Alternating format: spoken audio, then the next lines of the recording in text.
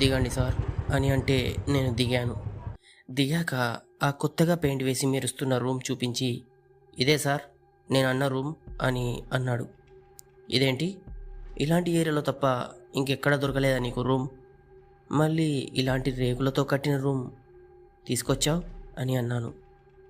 ఆ మాటకి, మీరు అడిగిన బడ్జెట్లో అలాగే 3 రోజులు మాత్రమే ఉండటానికి ఈ రూమ్ ఒక్కటే ఉంది సార్. మీకు ఓకే అయితే ఉండొచ్చు, లేదంటే ఇంకెక్కడ లేవు సార్ రూమ్స్ అని అన్నాడు. ఇక చేసేది ఏమీ లేక సరే అని అతనికి డబ్బులు ఇచ్చాను. అతను వెళ్ళిపోయాడు. అయినా అప్పటికీ నా మనసులో ఏదో అలజడి. ఈ ఏరియా, అలాగే ఈ ఏరియాలో ఉన్న మనుషులు విచిత్రంగా ఉన్నారు.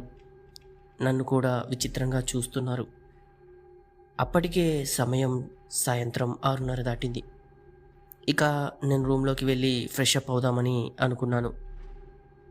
లోపలికి వెళ్ళి నా బ్యాగులో ఉన్న టవల్ తీసుకొని బాత్రూంలోకి వెళ్ళి స్నానం చేయటం మొదలుపెట్టాను. అప్పుడు మొదలైంది ఆ రూమ్లో వింత శబ్దాలు అవ్వడం.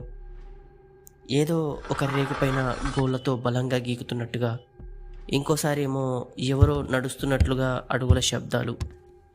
నేను ఏం పట్టించుకోలేదు. స్నానం చేయటం పూర్తయ్యాక బాత్రూంలో నుండి బయటికి వచ్చి చూస్తే రేకుల మీద గోర్లతో గీకిన గుర్తులు ఉన్నాయి. వెంటనే నాలో భయం మొదలైంది. అసలు ఈ రేకులకు గీకిన అచ్చులు ఎలా పడ్డాయి అని ఆలోచిస్తున్న సమయంలో అప్పుడే ఒక పిల్లి అంటూ ఆ రేకుల దగ్గర నాకు కనిపించింది. అప్పుడు నా మనసులో ఇలా అనుకున్నాను, అమ్మయ్య, పిల్లి గీరిందా, నేను ఇంకేదో అని భయపడిపోయాను అని అనుకున్నాను.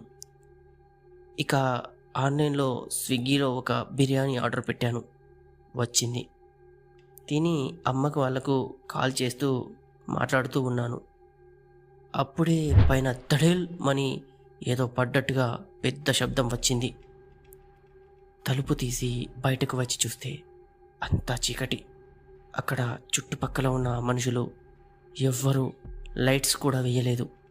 ఒక నా రూమ్ దగ్గర మాత్రమే లైట్ ఉంది. ఏమోలే అని అనుకొని మళ్ళీ తలుపు వేసి రూమ్లో చైర్ పైన కూర్చొని అమ్మా నాన్నలతో కాసేపు కాల్ మాట్లాడి కాల్ కట్ చేసి పడుకుందామని వాచ్ వైపు చూస్తే 10 అవుతుంది. అమ్మో, చాలా లేట్ అయిపోయింది, రేపు ఉదయాన్నే ఇంటర్వ్యూ ఉంది అని నాలో నేను అనుకుంటూ నేలపైన దుప్పట వేసుకొని పడుకున్నాను. అలా మెల్లిగా నిద్రలోకి వెళ్ళాను.